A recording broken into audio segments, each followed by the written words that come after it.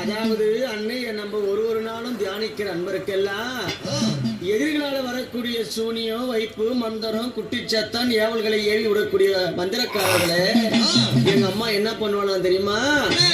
அம்மாவை பார்த்து சீரிப்பாளா,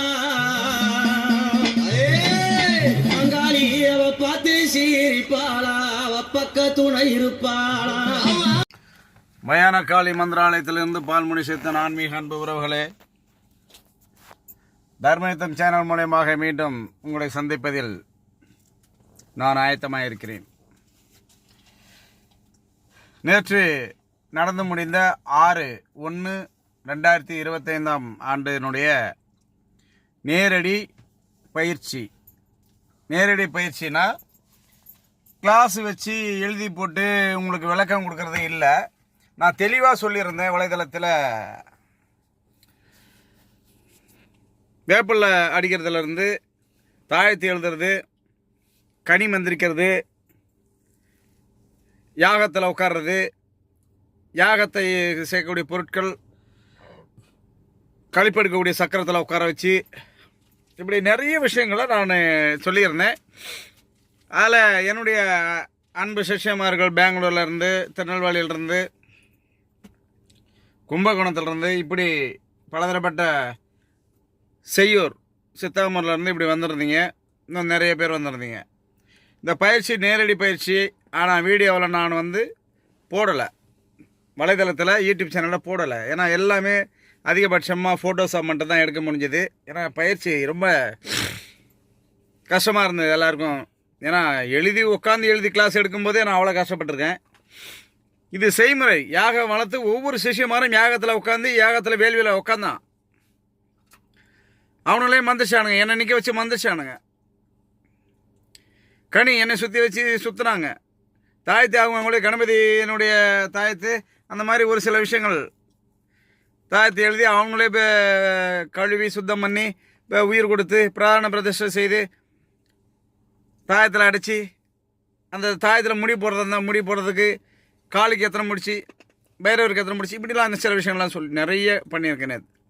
அது மட்டும் இல்லாமல் அவனுடைய சொந்த பயன்பாட்டில் உள்ள எதிரிகளை அழிப்பதற்கான அவங்களுக்குள்ளது பர்சனலாக செய்ய வேண்டியதெல்லாம் நேரடியாக என்னிடத்தில் முதல் முறையாக அவர்களே செய்து எடுத்துகிட்டு போனாங்க.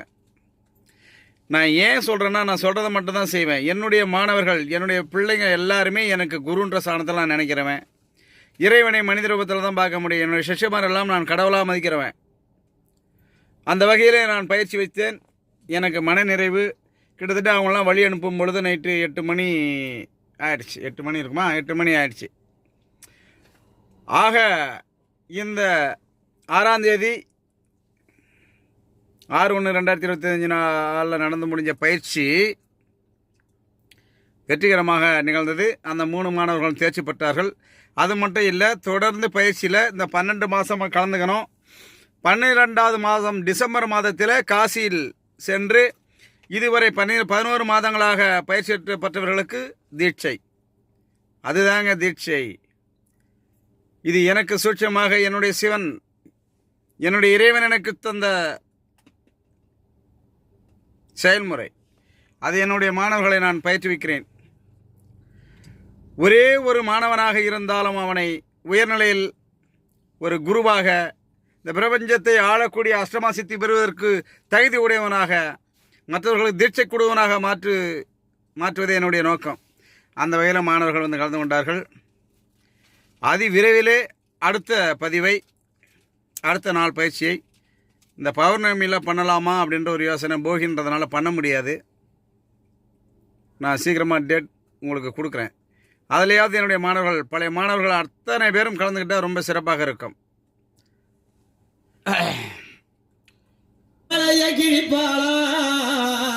கொக்கரித்து சிரிப்பாளா, அவன் நல்ல நேரம் முடிஞ்சதாம அவன் குறவழியை கிழித்து மாலை போட்டு கொக்கரித்து சிரிப்பாளாம். தர்மத்துக்கும் நீதிக்கும் நியாயத்துக்கும் மட்டுமே மாந்திரிகத்தை கைப்பிடித்து மங்கையை தியானம் செய்ய அன்பருக்கு மட்டும்தான் ஆத்தா துணை இருப்பா.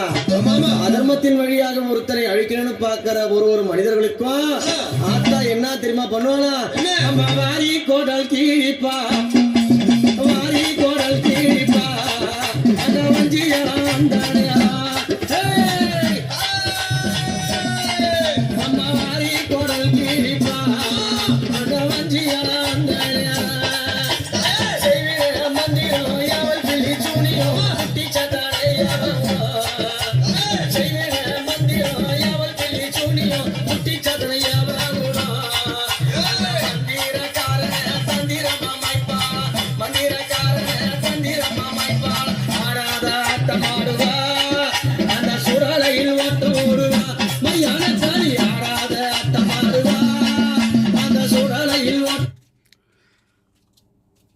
எப்படி என்னுடைய தாயாக இருக்கக்கூடிய மயானக்காளியானவள் அதிதேவதை அதிசக்தியானவள் இந்த பிரபஞ்சத்திலே நீதிக்கும் நேர்மைக்கும் மட்டுமே மாந்திரிக செய்ய வேண்டும் என்று ஒவ்வொரு மாணவர்களையும் நான் வற்புறுத்தி கேட்டுக்கொள்கிறேன்.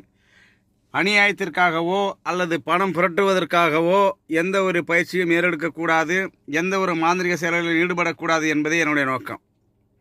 என்னை பற்றி கடந்த ஆண்டிலே எண்ணற்ற மனவேதனை ஒரு சிலர் அடைந்திருந்தாலும் கூட நிலையாக இன்றும் என்னிடத்திலே மாணவர்கள் திரளாக வந்து கொண்டிருக்கிறார்கள். பயிற்சி நடத்தி கொண்டிருக்கிறேன். அவர்கள் பாக்கியம் பெற்றுக்கொண்டு செல்கிறார்கள். ஆகவே